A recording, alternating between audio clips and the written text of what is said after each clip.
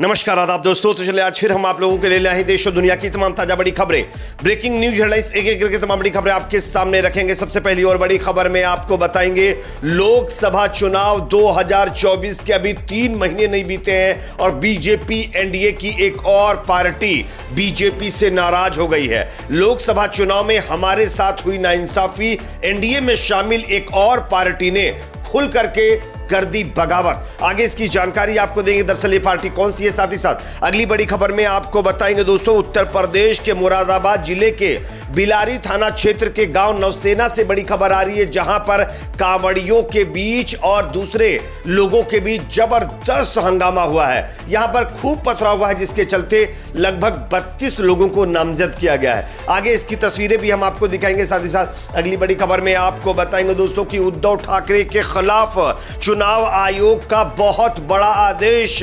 उद्धव ठाकरे पर अब हो सकती है कार्रवाई, किस मामले में, इसकी भी जानकारी आपको देंगे। साथ ही साथ अगली बड़ी खबर में आपको बताएंगे दोस्तों कि उत्तर प्रदेश के सीएम योगी आदित्यनाथ को हटाने की तैयारी के बीच सी वोटर के एक सर्वे ने पूरे देश को चौंका दिया है। जिस तरीके से पार्टी के अंदर पहले ही योगी के खिलाफ बगावती तेवर लोगों में, नेताओं में देखने को मिल रहा है, वहीं अब जनता ने भी योगी को सत्ता से बाहर करने के लिए जो सर्वे किया गया था उसमें अपनी बातें रखी हैं। आगे हम आपको जनता की राय भी दिखाएंगे। साथ ही साथ अगला अपडेट जो कि सामने आ रहा है दोस्तों, हमास और इजराइल के बीच गाजा पट्टी में चल रहे मुकाबले के बीच अब लेबनान बॉर्डर से इजराइल के ऊपर जबरदस्त कार्रवाई की गई है। इससे इजराइल के अंदर भारी नुकसान हुआ है। आगे इसकी भी तस्वीरें दिखाएंगे। साथ ही साथ अगली बड़ी खबर आ रही है दोस्तों कि अमेरिका ने अब इजराइल का साथ छोड़ दिया है। अमेरिका के राष्ट्रपति जो बाइडेन ने इजराइल और वहां के पीएम नेतन्याहू को यह धमकी दी है कि वो जल्द सीज फायर का प्रपोजल एक्सेप्ट करें,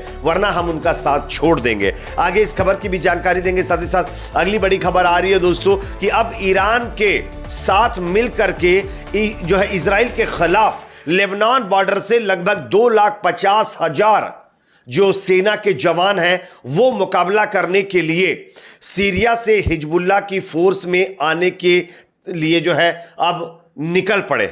आगे इसकी तस्वीरें भी दिखाएंगे। उससे पहले एक छोटी सी रिक्वेस्ट आपसे करेंगे, इस वीडियो को ज्यादा से ज्यादा आप लोग लाइक करिए, शेयर करिए, चैनल पर नए तो सब्सक्राइब जरूर कर लीजिए। बात करेंगे पहली खबर की।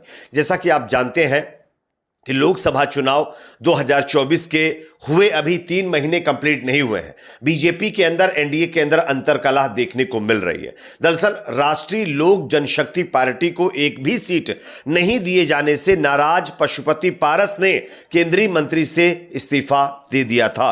अब उन्होंने बिहार में होने वाले विधानसभा चुनाव को लेकर के बड़ा बयान दिया है, जो कि बीजेपी के लिए टेंशन बढ़ा देने वाला है। पूर्व केंद्रीय मंत्री पशुपति पारस ने बुधवार को कहा है कि लोकसभा चुनाव के दौरान उनकी पार्टी लोक जनशक्ति पार्टी यानी आरएलजेपी के साथ नाइंसाफी हुई, लेकिन फिर भी उन्होंने राष्ट्रीय जनतांत्रिक यानी एनडीए के साथ बने रहने का फैसला किया। बिहार में एनडीए के घटक दलों के बीच सीट बंटवारों में राष्ट्रीय लोक जनशक्ति पार्टी को एक भी सीट नहीं दिए जाने से नाराज पशुपति पारस ने केंद्रीय मंत्री से इस्तीफा दे दिया था और उन्होंने अब यह कहा है कि आने वाले विधानसभा चुनाव में हम किसी तरीके का कोई कंप्रोमाइज नहीं करेंगे और हम अपने दम पर इस चुनाव में उतर सकते हैं, जो कि बीजेपी एनडीए के लिए बहुत बड़ा झटका होगा, क्योंकि आने वाले कुछ ही महीनों के बाद या सालों के बाद बिहार के अंदर विधानसभा चुनाव होना है और उससे पहले पशुपति जो है की पार्टी लोक जनशक्ति पार्टी ने बीजेपी से बगावत कर दी है। अगला अपडेट जो कि सामने आ रहा है दोस्तों, हरिद्वार से कांवड़ लेकर लौट रहे कांवड़ियों पर मुरादाबाद के अंदर पथराव की खबर सामने आ रही है। आप इस खबर को देखिए। मुरादाबाद जिले के बिलारी थाना क्षेत्र के गांव नौसेना में कांवड़ लेकर लौट रहे कांवड़ियों का दूसरे समुदाय के लोगों ने डीजे बंद कराने का प्रयास किया। इसको लेकर हुई कहासुनी के बाद आरोपियों ने कांवड़ियों पर हमला कर दिया। दोस्तों आप इस खबर को देखिए। इस दौरान जमकर पत्थरबाजी हुई। पत्थरबाजी में 5 कांवड़िए और जत्थे के साथ चल रहे कुछ पुलिसकर्मी भी घायल हो गए। हंगामा और बवाल की सूचना पर थोड़ी देर में ही भारी पुलिस बल तैनात हो गया। पुलिस ने समझा बुझाकर लोगों को शांत कराया, जिसके बाद मंदिरों में जलाभिषेक हो सका। घटना के बाद गांव में तनाव को देखते हुए भारी पुलिस फोर्स तैनात कर दी गई है और इसके चलते 32 लोग नामजद और 20 अज्ञात लोगों पर एफआईआर भी दर्ज की गई है। अगला अपडेट जो कि सामने आ रहा है दोस्तों, यहां पर उद्धव ठाकरे के खिलाफ चुनाव आयोग ने एक्शन लेने का निर्देश जारी किया है। आप इस खबर को देखिए।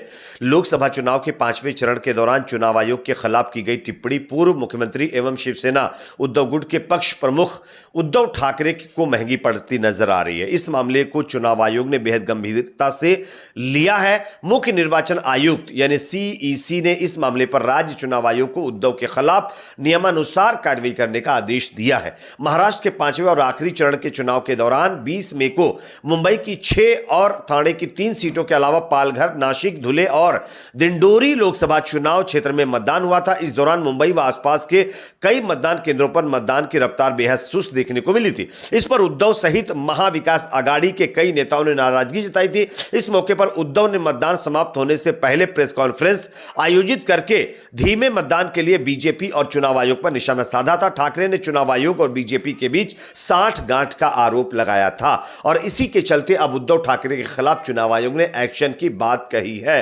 अगला अपडेट जो कि सामने आ रहा है दोस्तों, यहां पर सीएम योगी को हटाने की तैयारी के बीच सी वोटर के एक और सर्वे ने सीएम योगी की टेंशन बढ़ा दी। आप इस खबर को देखिए। उत्तर प्रदेश में बीजेपी के बीच चल रही तथाकथित अंतर्कलह के बीच मुख्यमंत्री योगी आदित्यनाथ को लेकर एक सर्वे सामने आया है। न्यूज चैनल और आज तक के सी वोटर ने 1500 लोगों के बीच ये सर्वे किया है, जिसमें यूपी के सीएम योगी आदित्यनाथ को लेकर जनता से सवाल किए गए। इस दौरान जनता ने सीएम योगी को लेकर चौंकाने वाला जवाब दिया है। इस सर्वे में जब लोगों से पूछा गया कि यूपी के सीएम योगी आदित्यनाथ को बीजेपी हटाने की तैयारी में है, तो इस पर 42% लोगों ने हां में जवाब दिया है। इसके साथ ही 28% लोगों लोग का मानना है कि चर्चा हो रही है और वहीं 20% लोगों ने नहीं में जवाब दिया है। यानी कि उत्तर प्रदेश की 42% से ज्यादा जनता भी चाहती है कि योगी आदित्यनाथ का पत्ता साफ हो, उनको पद से हटाया जाए। अगला अपडेट जो कि सामने आ रहा है दोस्तों, गाजा और इजराइल के बीच हमास जिस तरीके से मुकाबला कर रहा है, इजराइल की सेना मुकाबला कर रही है और उसके बाद हानिया को जिस तरीके से ईरान के अंदर इजराइल ने खत्म किया है, इसके बाद खबर यह आ रही कि लेबनान से अब लगातार रॉकेट से इजराइल में हमले किए जा रहे हैं। आज फिर सुबह बताया जा रहा है कि लेबनान बॉर्डर से इजराइल में कई रॉकेट फेंके गए, जिसके चलते इजराइल में भारी नुकसान के अपडेट्स भी सामने आ रहे हैं। साथ ही साथ खबर यह भी है कि नेतन्याहू को अब अमेरिका के राष्ट्रपति बाइडेन ने धमकी दी है और कहा है कि नेतन्याहू जल्द से जल्द जो सीज फायर का प्रपोजल वो एक्सेप्ट करें और इस वॉर को खत्म करें। अगर आने वाले दिनों में नेतन्याहू किसी तरीके का और विवाद पैदा करेंगे तो वो अमेरिका से इस बात की उम्मीद खत्म कर दें कि अमेरिका आकर उनको बचाएगा। अगला अपडेट जो कि सामने आ रहा है दोस्तों, ईरान की पीएमएफ सोल्जर्स की एक बड़ी फोर्स अब लेबनान बॉर्डर की तरफ मूव कर रही है। जानकारी ये मिल रही है कि 2,50,000 से ज्यादा सोल्जर अब हिजबुल्लाह के साथ मिलकर के इजराइल के खिलाफ नया मुकाबला शुरू कर सकते हैं, जो कि इजराइल के लिए एक बड़ी मुश्किल वाली खबर हो सकती है। वैसे हानिया के बदले के लिए हिजबुल्लाह, हमास और ईरान ने मिलकर कसम खाई है और कहा है इसका बहुत बड़ा खामियाजा इजराइल को भुगतना पड़ेगा। इस पर आपकी क्या राय कमेंट सेक्शन में बताइए। वीडियो को लाइक शेयर, चैनल को सब्सक्राइब जरूर करें।